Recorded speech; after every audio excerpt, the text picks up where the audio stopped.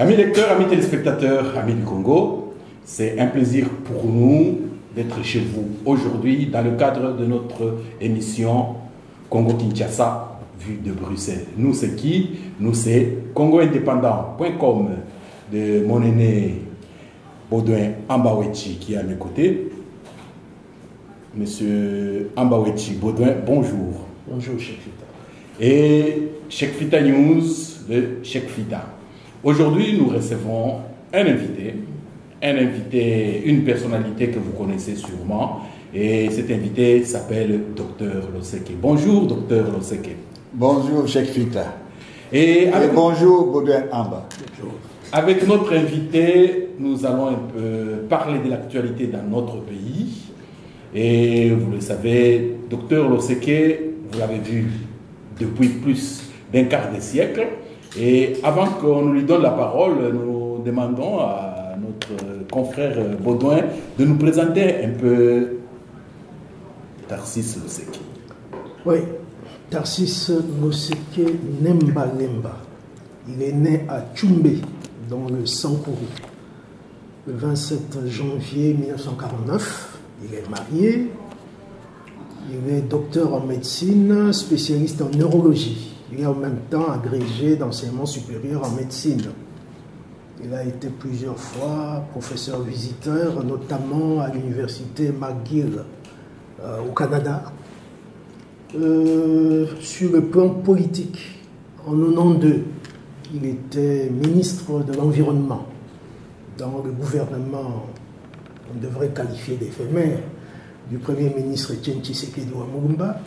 Et récemment, il était vice-ministre de Finances dans le gouvernement de Sami Badibanga Ntita, le gouvernement qui a été nommé en décembre, sauf erreur, le 22 décembre, jusqu'au 7 avril, date de la nomination de M. Bruno Tshibala comme Premier ministre. Est-ce bien ça? C'est bien ça, M. Ambawechi Baudouin. Je voudrais seulement rectifier que M. Etienne Tshisekedi, le président Etienne Tshisekedi, a eu à former 3 gouvernements. Il y a eu d'abord un gouvernement d'1 jour, et le deuxième gouvernement de 3 jours, et le troisième gouvernement de 3 mois. Et je peux vous dire que dans tous les 3 gouvernements, j'y étais comme ministre, au même poste, ministre de l'Environnement et Tourisme. Voilà pour un complément d'information. Ensuite, je suis toujours et actuellement professeur à l'université de Kinshasa, où j'ai repris mes activités de manière permanente en attendant l'évolution politique dans mon pays. Mais il y a un petit détail qu'on a oublié, un grand détail. Vous avez été membre de l'UDPS, vous étiez secrétaire national chargé des relations extérieures au moment où vous êtes entré dans le gouvernement de Badibanga. Mais notre première question est de savoir comment vous vous portez puisque vous sortez apparemment de l'hôpital. Comment allez-vous? D'abord, concernant l'UDPS, je suis toujours membre de l'UDPS et je crois que nous y reviendrons dans le débat, même si je n'aime pas parler des problèmes du parti en dehors du cercle du parti, mais s'il faut, il faut en parler. Mais pour le moment, je me porte bien. J'ai subi une intervention chirurgicale au niveau de l'épaule droite à la suite d'une déchirure d'un muscle qu'on appelle la coiffe des rotateurs, c'est-à-dire le muscle qui permet aux membres supérieurs de bouger dans tous les sens. Puis j'ai eu un blocage de l'épaule dernièrement et Dieu merci, ça a coïncidé avec ma sortie du gouvernement et j'en profite pour me soigner. J'ai été opéré, comme vous voyez, je me porte très bien. Et vous pensez que ce serait mieux passé aussi si c'était dans un hôpital au pays? Je ne peux pas le dire, c'est mon choix, puisque j'ai toutes les facilités en Europe, notamment les services d'assurance maladie qui sont encore valables. Je n'ai pas sollicité un hôpital congolais, même si on parle des Indiens et autres qui sont là pour le moment, mais j'ai préféré, c'est un choix personnel, j'ai préféré venir en Belgique où j'ai encore des facilités que je viens de vous rappeler. Merci beaucoup, docteur Loseke. Merci beaucoup, Baudouin. Et docteur Loseke, vous êtes un acteur politique qui est sur la scène depuis plus d'un quart de siècle. Et vous venez du pays. Si on vous demandait de donner, on va demander votre santé à vous, quelle est la santé du pays aujourd'hui, en juillet, à quelques mois de la fin de la petite transition qui a permis à M. Kabila d'être au pouvoir en 2017? Je voudrais ajouter un élément pour compléter mon confrère. Le 23 juin, les évêques ont sorti leur déclaration, leur message. Ils ont dit le pays va mal. Est-ce votre avis? Je suis tout à fait de l'avis des évêques. Le pays va très, très, très mal. Et pour preuve, la situation économique évolue très mal. Je ne parlerai pas du taux de dollar le dollar qui est en train de galoper avec un franc congolais qui ne représente plus rien, avec un pouvoir d'achat qui est diminué en quelques semaines de 60%, où le citoyen congolais ne sait plus à quel sein se vouer. Donc sur le plan économique, ça va très mal. Et ensuite, sur le plan social, puisqu'il y a des répercussions au niveau social. Lorsque vous avez un pouvoir d'achat qui dégringole en quelques semaines de 60%, vous ne savez pas quoi faire avec votre salaire. Donc la situation va mal. À tout point de vue, au niveau des infrastructures, le pays n'a pas suffisamment de moyens pour améliorer nos infrastructures. Bref, on vit avec cette situation-là, puisque le seul espoir qui reste au peuple congolais, c'est d'organiser rapidement les élections pour qu'on puisse sortir de là. Et moi, je viens de l'intérieur du pays, pas de Kinshasa. J'ai été dans mon village, où j'ai été me faire enrôler, et j'ai été aussi dans ma province natale, qui est le Sankourou.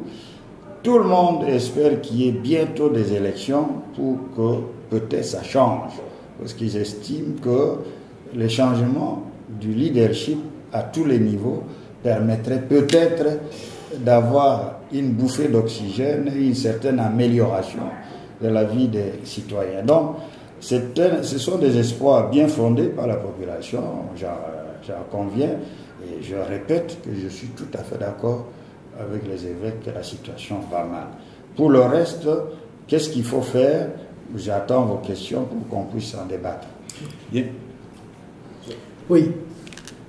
En fait, vous sortez du gouvernement de Sami Badibanga. Vous avez passé pratiquement 4 mois. Qu'est-ce qu'on peut retenir de ce passage? 4 mois, vous avez fait quoi? Quels sont les problèmes que vous avez rencontrés? Quels sont les problèmes surtout que vous avez résolus au plan social, économique, politique?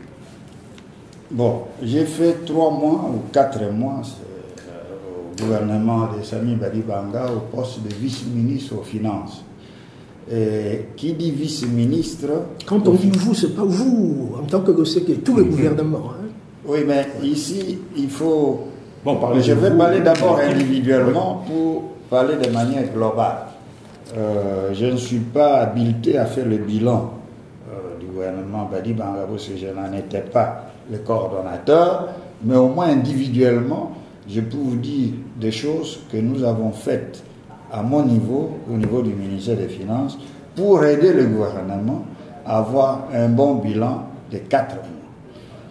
En fait, sur le plan des finances publiques, nous avons trouvé un déficit budgétaire de plus de 600 milliards de francs congolais. Nous avons réussi à réduire ce déficit par un système de la discipline au niveau des recettes de l'État et en évitant aussi les dépenses folkloriques et les dépenses inutiles. Nous sommes parvenus à endiguer ce déficit pour le ramener à moins de 200 milliards de francs congolais. Donc c'est déjà un exploit à 3-4 ans. Ensuite, nous avons trouvé le dollar à 1200 francs congolais. Nous l'avons stabilisé tant bien que mal pour contenir ce dollar jusqu'à maximum 1400. Et le problème, c'est toujours au niveau de l'impact sur le plan social. Attendez, je vais y arriver, Benoît. Je vais y arriver.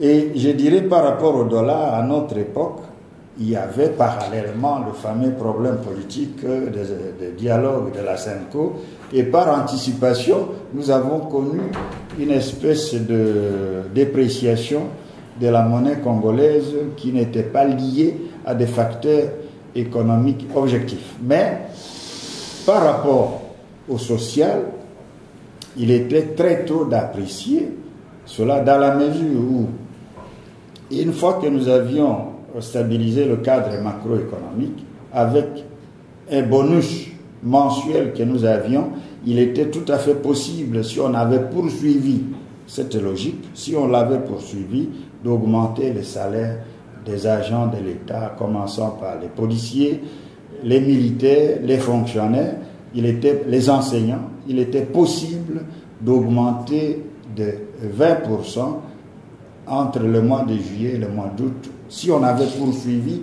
cette lancée. Malheureusement, elle a été interrompue pour des raisons politiques que vous connaissez. Sur le plan des infrastructures, nous avons eu à gérer certaines situations au niveau, par exemple, de la route de Matadi qui était coupée. Il y avait à l'intérieur des érosions ou des routes qui étaient détruites. Nous avons fait beaucoup de choses, mais avec les maigres moyens qu'on avait, on ne pouvait pas faire grand-chose. Et surtout, nous avons réussi à faire les dépenses contraignantes de manière permanente et à temps utile. Qu'est-ce que j'appelle les dépenses contraignantes? C'est d'abord les salaires des fonctionnaires, des policiers, des militaires et des agents de l'État, autres enseignants et autres. Ces personnes étaient toujours payées en date. Pendant les 4 mois que nous sommes restés au gouvernement, il n'y a pas eu de retard. Ça, c'est la première chose. La deuxième chose, c'est que nous avons respecté nos assignations vis-à-vis de la CENI. Qu'est-ce que ça veut dire? Que les montants qui devaient être décaissés de manière mensuelle à la CENI étaient décaissés à notre époque et de manière régulière. Nous n'avons pas connu de retard. Donc, pour moi, au niveau de la gestion des finances, au niveau des missions qui nous étaient confiées pendant cette période avec le gouvernement d'Union nationale, la triple mission, les élections, la paix et l'amélioration du cadre de vie de la population, nous avons atteint certains résultats. Évidemment, ce n'est pas 4 mois que l'on peut résoudre des problèmes qui étaient chroniques depuis plusieurs années, mais nous avons réussi à le faire. Mais pour des raisons politiques, de gestion politique, nous sommes partis. Bon, il reste aux autres de faire la même chose, si pas mieux, mais là, vous êtes mieux placé pour apprécier la situation du moment. Mais je vais vous poser une question un peu vache. Oui, je vous en prie. Que répondez-vous à ceux qui disent que votre plus grosse erreur, c'est d'avoir quitté l'opposition pour entrer dans un exécutif? Et une sous-question, si c'était à refaire, est-ce que vous alliez rentrer au gouvernement? Votre question comprend 2 volets. Le premier volet, rester à l'opposition pour faire je ne sais quel combat. Et le deuxième volet, si c'était à refaire... Vous vous êtes battu pour la démocratie et les droits de l'homme, docteur? Oui, justement. Je vais vous répondre. Parce que tout cela, il faut les placer dans le contexte du moment. Nous sommes battus pour la démocratie, pour les droits de l'homme, pour l'état de droit. Et je suis toujours figé à cela. Lorsque j'ai vu le Premier ministre Tshisekedi pour lui annoncer que j'entrais dans le gouvernement Badi Banga, il m'a dit, je n'ai pas d'objection, mais je vous demande de rester un ministre combattant. Ça veut dire que, à l'époque, et quand je l'ai vu, le président Tshisekedi m'a exhorté à demeurer fidèle à mes convictions de combattant, qui sont les convictions que vous venez de rappeler. Et je ne les ai jamais perdues en entrant au gouvernement Badi Banga. Rien n'a été dilué, je reste toujours fidèle à mes convictions. Si c'est à refaire avec l'accord de la Saint-Sylvestre, qui est un gouvernement d'union nationale, je le referai volontiers, mais en étant fidèle à mes convictions. Autrement dit, le gouvernement Tchibala, vous considérez qu'il est fidèle à l'accord ou pas? Non, je n'ai pas de jugement de valeur. Pour mais si les auditeurs aimeraient, parce que si vous ne le dites pas, qui va le dire? Je vais vous dire ceci. Oui. J'ai beaucoup de choses à dire sur l'accord, puisque pour moi, l'accord était mal négocié sur deux volets importants. Le premier volet, c'est le processus électoral qui a été bâclé dans cet accord. On reviendra au processus électoral. Deuxième volet, c'est la problématique de la nomination du Premier ministre qui a été bâclée. Et puis, l'accord était négocié avec le fait que personne n'a imaginé la disparition un jour du président Tshisekedi avant l'exécution ou après l'exécution de cet accord. Malheureusement, paix à son âme, le président Tshisekedi nous a quittés au moment où il fallait mettre cet accord en exécution. Ce qui a posé problème, et cela est reconnu même par les évêques. Ils reconnaissent pourquoi, parce que il y a beaucoup, si lui avait été là, c'est lui qui aurait désigné la personne qui allait être Premier ministre du gouvernement conformément à l'accord de la Saint-Sylvestre. Mais après, il y a eu une lutte d'influence ou une course au pouvoir entre des fractions du rassemblement et qui se sont déchirées, à telle sorte que c'est lui qui doit nommer, puisque le Premier ministre est proposé par le rassemblement, mais nommé par le président de la République. On ne va pas oublier ça. Docteur. Non, attendez. Le vin est tiré, il faut le boire. Attendez, Baudouin, c'est important, parce que si on ne le dit pas, on ne va pas corriger les erreurs. Donc, pour le moment, on a puisé quelqu'un du rassemblement pour être Premier ministre. Personne ne peut contester aujourd'hui que Bruno Tchibala était le modérateur des travaux de Genval qui ont donné naissance au rassemblement.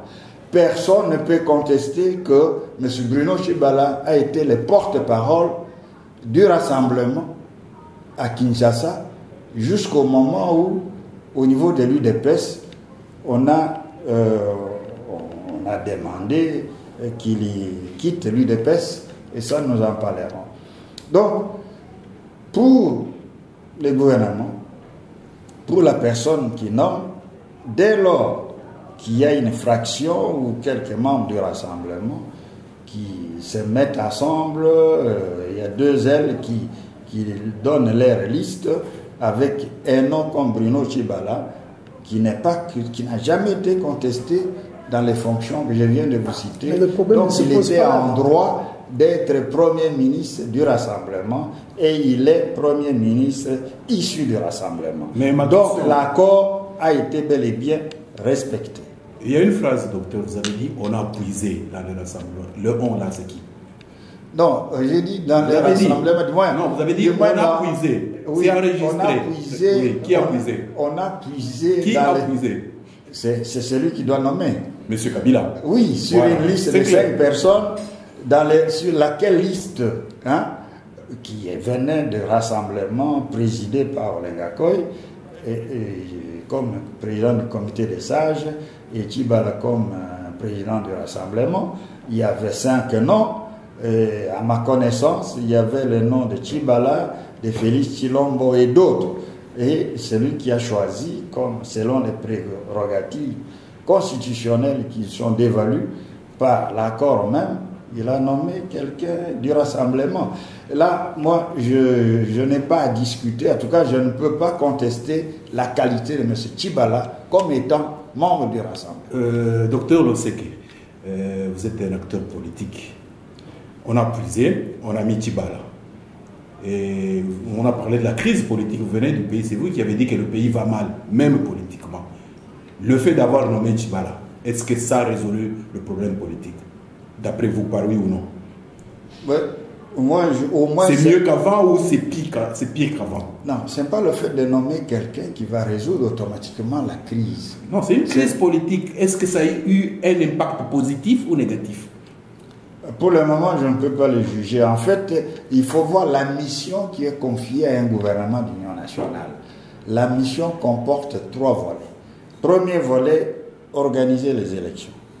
Deuxième volet, stabiliser le cadre macroéconomique en vue de l'amélioration du climat socio-économique de la population. Troisième, la mission, c'est la sécurité, maintien de l'ordre et la sécurité des personnes, des biens travaillés. Mais c'est par rapport à ces 3 éléments-là que vous pouvez me poser la question, est-ce que le gouvernement Tchibala a résolu ces problèmes-là? Pour le moment, il est très très tôt pour le dire. Mais résoudre les problèmes politiques, non, il est entier. Pour nous, il n'y a que des élections libres, démocratiques et transparentes qui permettront de résoudre les problèmes politiques dans ce pays. Et il faut que ces élections aient lieu le plus rapidement possible. Avant que je passe la parole à mon confrère, politiquement, j'ai compris, les auditeurs jugeront. Économiquement, vous pensez que Tchibala, c'est un plus. Vous êtes un homme politique. Dites-nous votre regard. Il est là depuis je ne sais pas combien de temps. On a avancé économiquement ou pas? Non, Tchibala n'a pas les moyens d'avancer économiquement. La preuve, c'est qu'il a trouvé les caisses vides. Vous avez laissé les caisses vides? Non. C'est vous qui étiez là avant? Non, je ne parle pas des caisses vides au niveau de la trésorerie nationale, mais au niveau des devises qui nous permettraient d'avoir, de faire face aux dépenses extérieures. Puisque nous avions au niveau de la trésorerie en devises, quand nous sommes arrivés, environ 850 milliards, mais à cause des dépenses de sécurité et autres multiples, je crois que cette trésorerie a été suffisamment écornée. Siphonnée. Non, je ne dirais pas siphonnée, non. Il y a eu des dépenses au niveau sécuritaire, des dépenses au niveau social et d'autres dépenses d'urgence qui ont fait qu'on n'avait pas le choix. Avec la crise au niveau du secteur minier, avec des problèmes au niveau de l'importation de pétrole, tout ça. Okay. Nous avons eu vraiment des problèmes de devises, d'approvisionnement en devises au niveau du pays. C'est ça que j'ai dit, entre guillemets, des caisses vides. Et il a fait appel au Fonds monétaire international pour ça. Vous avez tout suivi. Oui. Très maladroitement, entre parenthèses. Et la réponse, elle est cinglante. Il faut une stabilité politique. C'est pour vous dire que le problème politique n'est pas du tout résolu. Il faut qu'on y revienne. Merci pour la réponse. Je crois que ça a très bien à venir. Baudouin. Oui. Il y a une critique récurrente au sujet des hommes politiques congolais. On dit que lorsque nos hommes politiques sont dans les rangs de l'opposition, ils ont un discours très progressiste. On parle droit de l'homme, état de droit, démocratie. Dès qu'ils arrivent au pouvoir, ils commencent à justifier le bien fondé de la dictature, en quelque sorte. Il y a eu l'accord du 31 décembre 2016. Maintenant, Corneille Nangaa, le président de la CENI, vient de déclarer qu'il est techniquement impossible qu'il y ait élection avant le 31 décembre. Est-ce que les anciens opposants qui sont entrés au gouvernement, qui militaient pour la démocratie, les élections, ne doivent-ils pas démissionner, selon vous? Et en tête, Bruno Tchibala. La question est peut-être trop longue. Oui, elle est longue, mais je vais essayer de la ramasser de manière concise. D'abord, le discours opposition-pouvoir. Non, en tout cas, je ne sais pas à qui vous faites allusion, mais moi... Tous les opposants. Non. Dans l'opposition, le discours est très progressiste. Non, moi je vous dis que je n'ai jamais changé mon discours par rapport à tout ce que vous citez là. Je suis toujours en train de condamner des violations des droits de l'homme, de quelque manière que ce soit. Je suis toujours en train de dénoncer l'arbitraire et d'autres choses. Donc, je n'ai pas changé dans mon discours. Ce n'est pas le fait d'être au gouvernement qu'on se dilue, qu'on change des carapaces. Mais je tiens à vous signaler que lorsqu'on est dans un gouvernement, on est tenu par l'obligation des réserves. C'est-à-dire qu'on ne prend plus la parole n'importe comment et à n'importe quel moment. C'est-à-dire on devient presque inaudible et on croit qu'on soutient la dictature ou on soutient les méfaits de quelques personnes qui gèrent certains secteurs sensibles. Non, c'est une obligation des réserves qui nous pousse à éviter d'intervenir de manière intempestive dans les médias. Mais quand on est dans l'opposition, la parole est libérée, la parole est libre. On l'exprime à sa manière. Et moi, je l'ai toujours été, j'ai toujours eu le courage de mes idées. Donc, je ne sais pas à qui vous faites allusion, mais moi, je ne fais pas l'apologie d'une quelconque dictature. Vous venez de parler des élections. Monsieur le président Nanga a parlé de l'impossibilité technique d'organiser les élections d'ici le mois de décembre. Ici, je voudrais être objectif. Même si je suis politique, il faut que je sois objectif. Objectivement et techniquement, si vous faites le décompte de mois qui nous reste et tout ce qu'il y a à faire en tant qu'opération préélectorale, notamment l'enrôlement, nous serons déjà au-delà de décembre 2017. Et c'est normal. Non, je veux dire, c'est pas normal. Puisque l'accord a prévu. Je vous donne allez-y, raison. docteur. L'accord a prévu une évaluation trimestrielle, excusez-moi.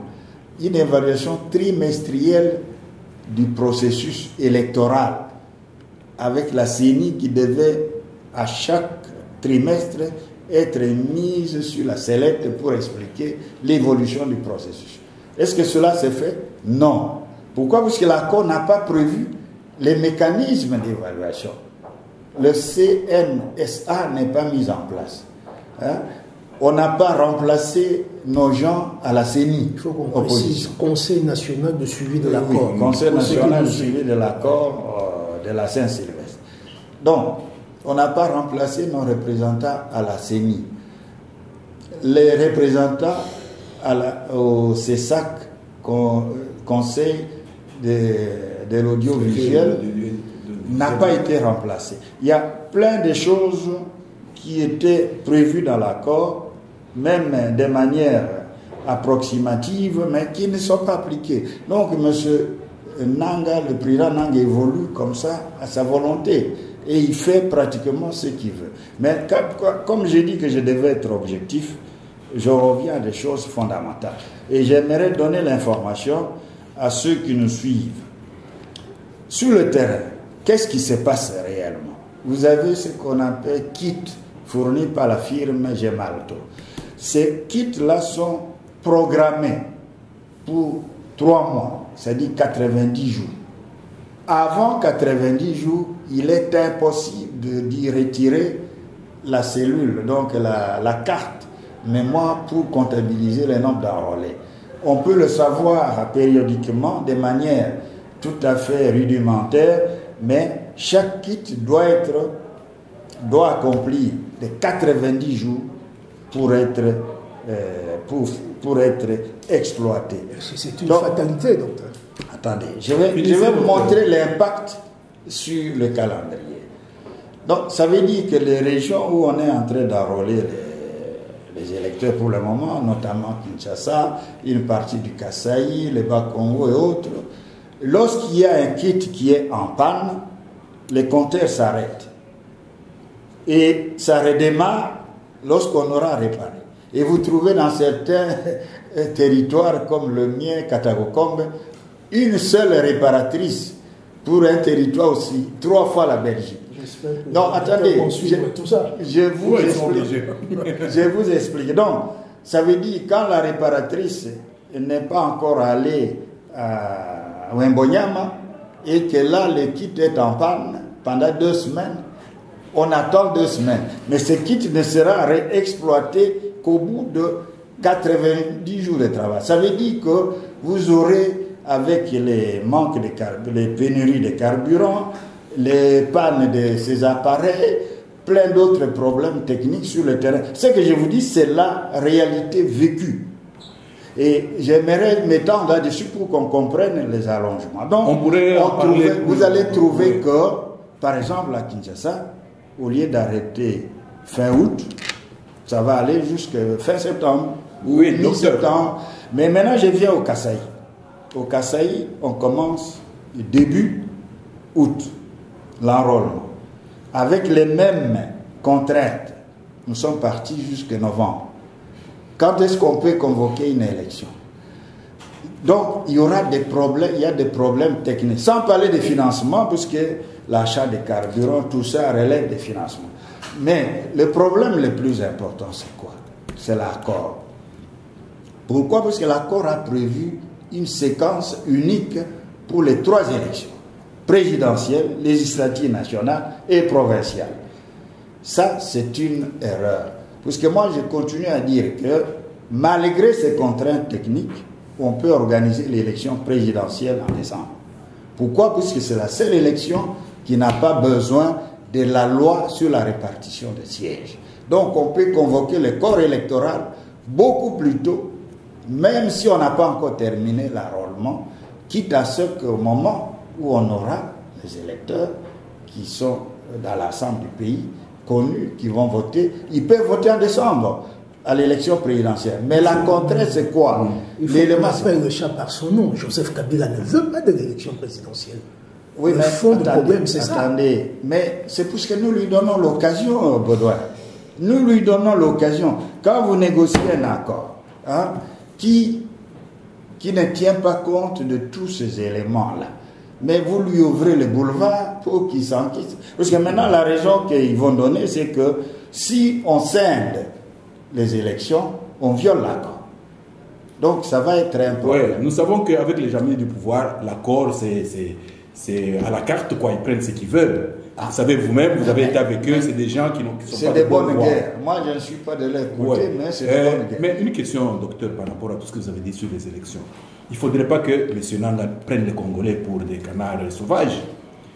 L'année passée, au mois de juin, je crois, il avait dit qu'il avait besoin de 16 mois et 1 jour. Les vidéos sont là. Et il avait ajouté les 16 mois, c'est compté à partir de février 2016. Nous sommes en juillet 2017. Et en disant 16 mois, il comptait même les pannes, tout était dans le paquet. Les 16 mois se sont écoulés. Je ne sais pas s'il y a des pannes prévisibles. Non. Mais vous savez, quand vous êtes responsable, les kits, ils n'ont pas acheté des kits d'occasion. Ils n'ont pas acheté le nombre strict de kits. Je suppose qu'ils doivent avoir des réserves s'ils sont assez intelligents. À moins qu'ils soient pas intelligents et de mauvaise foi.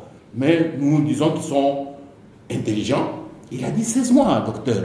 Et donc, je ne vois pas comment on peut le défendre aujourd'hui où des 16 mois sont écoulés. Maintenant, on justifie. Parce que quand ils ont pris l'accord, ils ont tenu compte de ça. Donc, l'accord est bon par rapport au timing. Et comme a dit Baudouin, est-ce que le vrai problème, c'est que pas qu'en dessous, on tire les ficelles pour qu'il y ait tout ça? Non, le problème est hautement politique, comme a dit Baudouin. Il y a peut-être des gens qui n'ont pas intérêt à ce que certaines élections s'organisent. Moi, là, je ne veux pas m'attarder là-dessus, mais ce qu'il faut savoir, c'est que lorsqu'on négocie un accord comme celui-là, accord de non, docteur, l'accord a déjà été négocié, il est là. Faisons avec. Oui, avec même les failles. Parce que sinon, même en le critiquant, on n'avance pas. Non, je ne critique pas l'accord. On va vers la sortie du problème. Il faut trouver une solution. Oui, il faut s'en sortir. Oui, ça nous intéresse. Justement, que faire? Voilà. Mais pour moi, le problème est politique. Il faut une solution politique. Oui. Mais concrètement, pour avoir un calendrier électoral. Concrètement, il faut qu'on revienne rapidement à scinder les élections. Que l'élection qui n'a pas de contraintes de sièges, de répartition des sièges, soit scindée de l'élection, des élections qui dépendent de la répartition des sièges. Pourquoi? Parce que la loi sur la répartition des sièges dont on parle, si vous calculez, et je ne suis pas le seul à le dire, l'État, c'est une plateforme pour les élections transparente et apaisée. eh bien, ils sont d'accord avec moi pour dire que cette loi ne pourra être adoptée tout au plus tôt qu'en avril 2018. Donc, c'est le plus tôt qu'on peut adopter cette loi sur la répartition des chèques. Vous voyez comment... Autrement dit, nos députés, entre guillemets, ils ont eu 1 an pour rien. Non, c'est ça le ça boulot. peut aller encore au-delà. Ouais. Ça peut alors encore aller au-delà. Ouais. Je suis désolé, mais ce que j'ai dit là, c'est objectif, c'est mathématique et c'est justifiable. Hein? M. Nanga a dit ce qu'il a dit. C'était peut-être un discours démagogique à un moment donné, mais il appartenait surtout à l'opposition Que vous qui êtes négociait. Enfin, moi, je suis pas allé à la scène. Je Je n'étais pas négociateur. De faire attention à un discours démagogique qui était là pour faire plaisir, alors qu'il savait que les choses pouvaient se passer autrement. Mais si on ajoute à cela les incidents comme au Kasaï, les Kamwena Sampou, ou à Tanganyika, ou peut-être d'autres qui vont venir, parce qu'on peut toujours en provoquer quelque part. Donc, nous sommes partis pour la gloire. Moi, je vous dis et je vous répète qu'il faut que la classe politique se mette ensemble pour étudier la manière de scinder les élections. Ça va être à la contre de là. Mais au moins qu'il y ait une élection qui aura une date précise après l'enrôlement. On dit après l'enrôlement, 1 mois ou 2 mois après, on organise telle élection. C'est comme ça. Okay, sinon, on ne s'en sortira pas. On peut aller jusqu'à fin 2018. 19, 20, on peut aller, comme ils disent. Bien sûr. Mais là n'est pas mon intervention, docteur. Oui. On parle bien entre journalistes, politiciens, de ce qui peut se faire ou pas. Oui, est-ce que vous n'avez pas conscience que derrière nous, là, il y a la majorité silencieuse? C'est que nous disons ça. Nous disons là, ils écoutent, ils acquiescent, ils disent c'est mathématique, c'est bon, faites. Ou vous pensez que ça peut exploser? Non, moi je suis d'avis que ça peut exploser à tout moment. La preuve, c'est que je vous parle là de ce que j'ai vécu au village. Les peuples congolais veulent aller aux élections rapidement. Très rapidement. Et à la base. Ils veulent aller rapidement aux élections. Pour qu'il y ait l'alternance, pas seulement au sommet, mais à tous les niveaux. À tous ceux auxquels vous faites allusion et qui ont vécu 10 ans de pouvoir comme ça ou qui sont en train d'obtenir une rallonge. Donc, on veut. J'ai vu des gens, quand le kit était en panne dans certains villages, il restait 1 semaine, 2 semaines en attendant là où se trouve le kit, en attendant qu'on répare pour que se fasse enrôler, parce que vite, pour eux, on va aller vite aux élections pour changer les choses, pour changer ceux qui sont à la base de leur misère, de leurs problèmes. Donc, je suis d'accord qu'à tout moment, ça peut exploser. On ne sait pas comment, mais ça peut exploser. Vous savez, il y a 2 raisons importantes, fondamentales, pour que les élections se passent vite.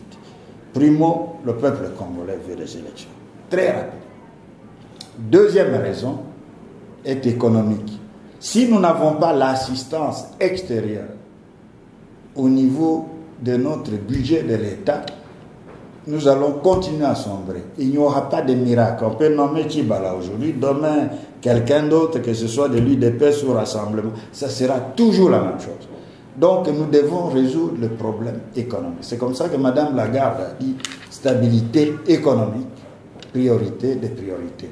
Et moi qui étais au ministère des Finances, à longueur de journée, les délégations qu'on recevait, que ce soit de la Banque mondiale, du Fonds monétaire, ne faisaient que nous répéter cela. Stabilité politique, respect des droits de l'homme, la paix, tout ça, ce sont des choses, pendant 4 mois, je n'ai attendu que cela. Donc, je suis mieux placé pour dire qu'il faut qu'on stabilise la situation, d'abord avec les élections, et ensuite on verra comment évoluer dans le secteur des droits de l'homme et de la paix dans notre pays. Merci bien, docteur. C'est que je pense qu'on a un autre thème avant qu'on finisse cette émission. Une dernière question sur ces élections. Oui, allez-y.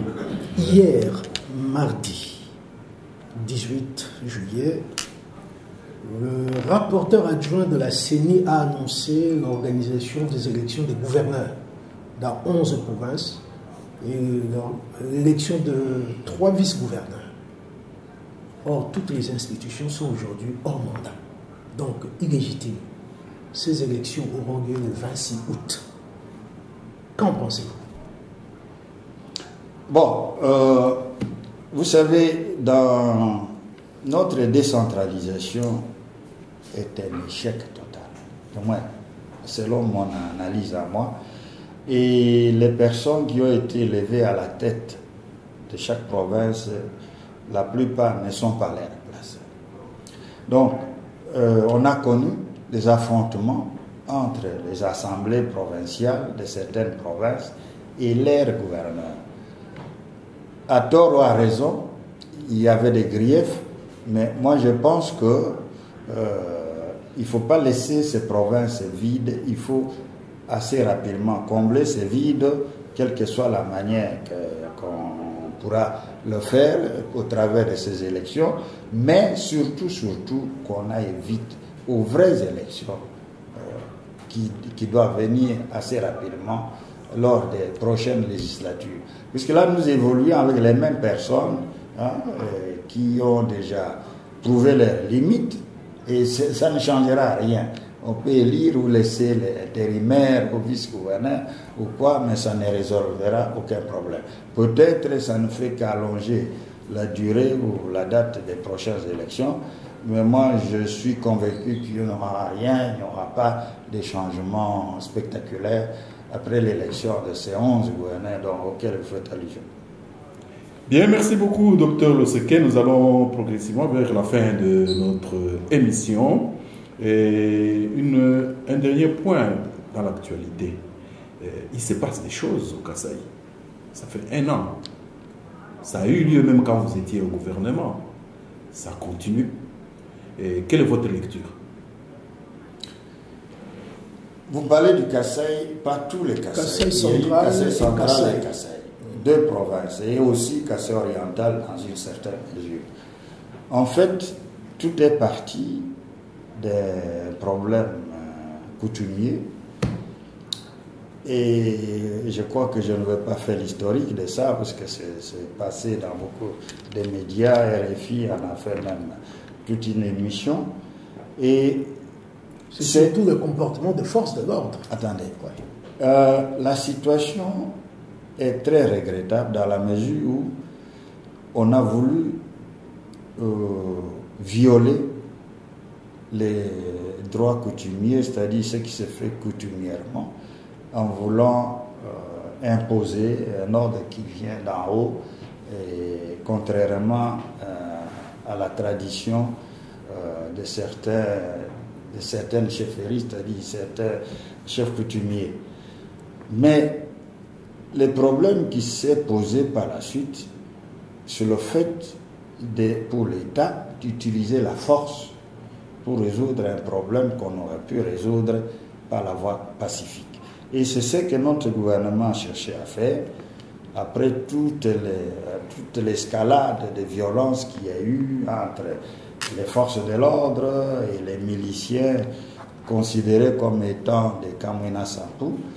Eh bien, la solution au niveau de notre gouvernement était d'arriver à un dialogue et laisser les autorités traditionnelles ou la chefferie de Kamwina Sampou désigner la personne la plus habilitée à remplacer celui qui était malheureusement assassiné dans les conditions que vous connaissez. Mais bon, il était assassiné, on ne pouvait pas, les criminels ont été jugés, je crois qu'ils sont même déjà condamnés, et on ne pouvait pas se lamenter là-dessus. Un gouvernement n'a pas pour rôle de continuer à se lamenter ou de regarder dans les rétroviseurs. Il fallait stabiliser la situation. C'est ce que Ramazan Chadari a fait. Il a effectué de nombreuses missions dans les 3 Kasaï, et il est parvenu à obtenir un accord dans la désignation de l'actuel chef de la lignée de Kamwina Sampou, et qui est là, et l'école arrêtée est déjà signée au moment où nous parlons, et celui qui va régner. Mais les blessures restent. Pourquoi? Parce qu'il y a eu beaucoup de morts, il y a beaucoup de déplacés communes, de déplacés, et on a perdu même 2 experts des Nations Unies. Là, il faut qu'on établisse les responsabilités. La situation est stable pour le moment, mais ça peut exploser à tout moment. J'espère bien pour les Kasaï que cette situation ne va pas revenir.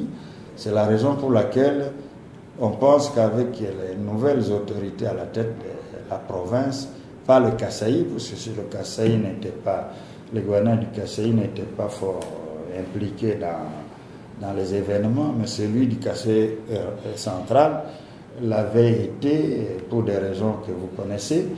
Eh bien, nous espérons que cette situation, non seulement va se stabiliser, va être calme, mais aussi surtout, établir les responsabilités au niveau du gouvernement et au niveau aussi de la milice ou des personnes supposées être milices des Kamwena Sampo.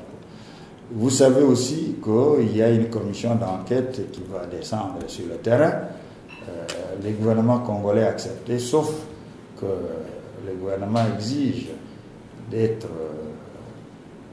d'en être les coordonnateurs ou quoi, mais peu importe. Moi, je pense que si on veut faire une mission transparente, une mission internationale, même s'il y a la présence du gouvernement, cela n'empêche pas du tout qu'on arrive à des résultats. Il vaut mieux cela que rien du tout. Surtout que quand on a la conscience tranquille, souvent on n'exige pas qu'il y ait ceci, qu'il n'y ait pas cela. Non, mais enfin, sur le plan diplomatique, sur le plan de droit, de souveraineté, je crois que l'État congolais a le droit d'avoir un droit de regard sur une enquête qui se fait dans son pays. Mais là où je suis tout à fait d'accord avec les Nations Unies, c'est qu'il faut qu'on leur donne tout à fait la liberté d'effectuer les enquêtes, d'écouter, d'auditionner les personnes, d'aller où ils veulent pour faire le travail qu'ils doivent faire. Dans l'intérêt de la vérité. Tout à fait. Exact. Merci beaucoup, docteur Loseke. Nous allons pratiquement vers la fin de notre émission, à moins que vous donniez une petite question et puis je vais clôturer. Oui. Lundi 17 juillet, des chefs religieux musulmans, donc des imams, des cheikhs et des oulamas, comme on les appelle, ont fait une déclaration à la télévision nationale à Kinshasa en demandant à Joseph Kabila de ne pas céder son pouvoir à un groupement politique tant qu'il n'y a pas eu d'élection. Deuxième chose, ils ont attaqué en quelque sorte l'Église catholique en l'accusant de partialité avérée tout au long de la médiation, du dialogue au centre interdiocésain. Pensez-vous que Joseph Kabila est prêt à, faire organiser une guerre de religion juste pour qu'il reste au pouvoir? Bon, vous parlez des chefs religieux d'une certaine confession religieuse.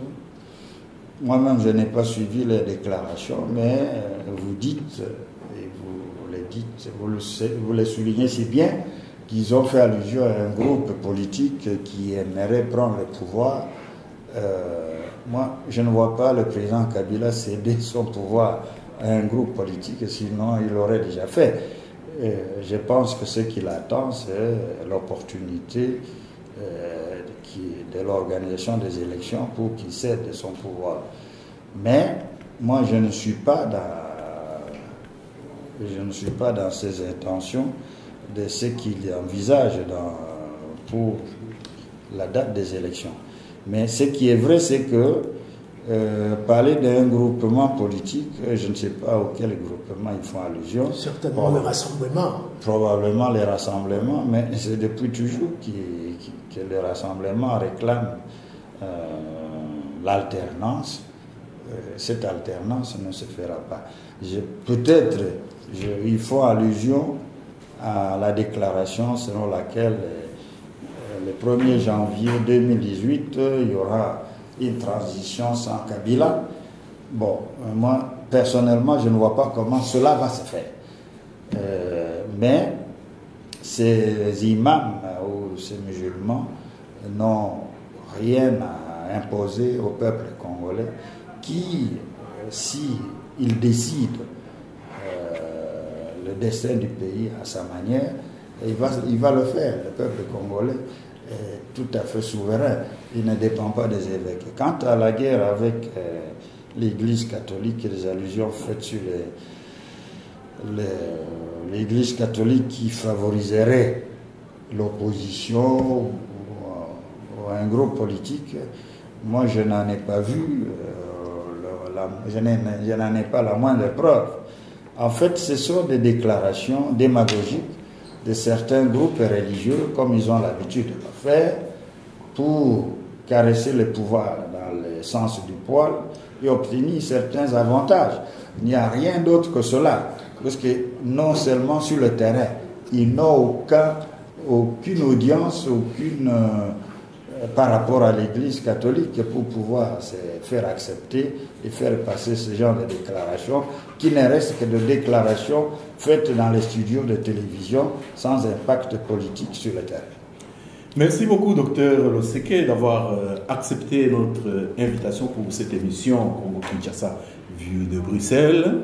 Et la toute dernière question, nous sommes en mi-juillet 2017. L'accord a prévu que le 31 juillet et le décembre 2017, il y ait alternance. Il y a l'opposition, vous l'avez si bien dit, qui dit s'il n'y a pas élection, il y aura une transition sans Joseph Kabila. Il y a la population qui gronde. Il y a les élections qui auraient dû être organisées. Et comment voyez-vous l'avenir de notre pays entre aujourd'hui et le 31 décembre avec toutes ces poudrières-là? Bon, ce que je souhaite, c'est qu'il n'y ait pas de problème dans mon pays, en RDC, qui viendrait compromettre le processus électoral déjà très fragile. Pourquoi je dis fragile? Pourquoi? Parce que tout événement va concourir à allonger les délais de l'organisation des élections. Et le fait qu'il y ait un événement qui viendrait allonger le délai des élections ce serait à l'encontre de ce que nous voulons. Donc, moi, je souhaite qu'il n'y ait rien d'ici décembre ou même après décembre qui irait dans ce sens-là. Transition sans Kabila, je ne vois pas logiquement comment ça peut se faire. Ça serait même la violation de l'accord. Moi, je pense que... Mais Kabila, après 2017, c'est aussi la violation de l'accord. Non, mais après... ça... Oui, tant que nous y sommes. Non, c'est... Ah oui. Non. Mais je crois qu'il faut il faut réfléchir froidement à ce problème. J'ai posé des paramètres qui ne dépendent ni de vous, ni de moi. Oui. Il y a des pesanteurs, des fortes pesanteurs. Le peuple veut, vous l'avez dit, les élections. Ce sera difficile de faire comprendre au peuple qu'il n'y aura pas des élections. Et moindre mot d'ordre, la rue peut gronder. Le rassemblement, vous le savez bien, vous avez été longtemps dans l'opposition, ils ne vont pas aller dormir, ce n'est pas des enfants de cœur. Ils vont mobiliser les gens. Non, ça monte. Moi, j'ai dit, en dehors de ce que vous souhaitez, nous tous, nous souhaitons que ça aille bien. Mais vous le savez qu'il y a un boulot d'étranglement, qui est M. Joseph Kabila, qui, s'il était de bonne volonté, aurait pu depuis longtemps faciliter les choses. Bon, si vous me permettez, oui. Chef Fita, en fait, ce que j'ai dit, c'est pour notre intérêt à nous tous. Parce que moindre événement qui viendrait perturber le cours du processus serait à notre défaveur. C'est ça que je veux dire. C'est un souhait que tout le monde peut faire. Non, nous souhaitons que ça aille bien. Deuxième chose, il faut tenir compte toujours du rapport de force entre ceux que l'on veut voir partir et ceux qui veulent réellement occuper ou être dans les affaires. Vous voyez ce qui se passe avec un candidat président de la République. Donc, c'est un gros problème. Il faut faire clarifier le rapport des forces là. Le rapport des dans forces. Un langage vraiment vulgaire que les gens comprennent.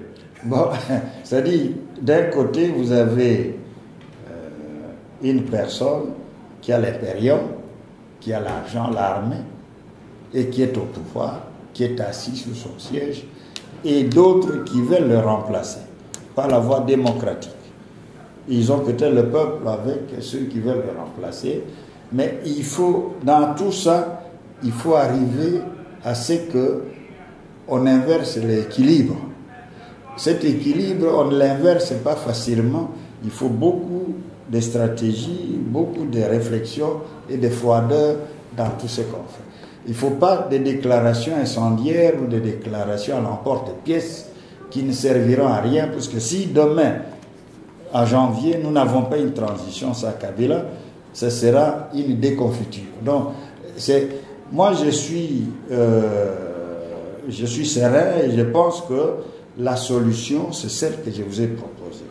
Il faut scinder, il faut que la classe politique se mette ensemble pour scinder les élections, pour que prioritairement, l'élection qui n'a pas besoin de la loi sur la répartition des sièges soit organisée à janvier ou plus tard en février. Mais justement, c'est là que se situe le goulot d'étranglement, l'élection présidentielle.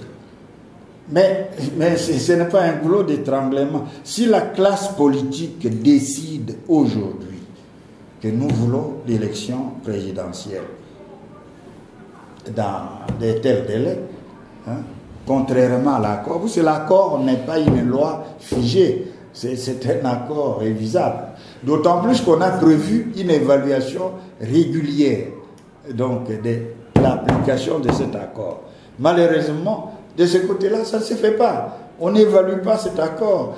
Donc, moi, je donne là une solution qui est personnelle, qui est pour moi valable au lieu de chercher des situations de crise qui nous allongeraient encore le délai. Et je peux vous dire, et ça c'est mon dernier mot peut-être, sauf si vous m'en donnez un. Non, parce qu'on a plus que 2 minutes. Si on ne fait pas certaines choses avec beaucoup d'intelligence et de stratégie, nous serons au-delà de 2018. Et je sais de quoi je parle. Donc, si on ne le fait pas, nous allons nous retrouver avec vous ici pour dire qu'est-ce que je vous avais dit. Nous sommes fin 2018, il n'y a encore rien. Donc, faites attention à ce que nous disons. Merci beaucoup, Dr Loseke. Merci beaucoup, chers lecteurs, chers téléspectateurs. CongoIndépendant.com et chez FitaNews.net vous remercie de les avoir accueillis chez vous dans cette émission, la RD Congo, Congo-Kinshasa, ville de Bruxelles, où nous avions comme invité Dr Loseke. Dr Loseke, nous vous remercions d'avoir répondu. On aurait bien aimé. C'est moi qui vous remercie. Parce que le contraire du temps étant ce qu'ils sont, et nous fixons rendez-vous à nos téléspectateurs dans une prochaine émission. Et nous remercions donc notre réalisateur Gérard Kanabassa, grâce à qui ces images vous arrivent. Remerciement bien sûr à mon aîné et confrère Baudin Ambayechi. Encore une fois, merci docteur, merci à vous téléspectateurs et à la prochaine émission. Et merci à vous tous chez vous.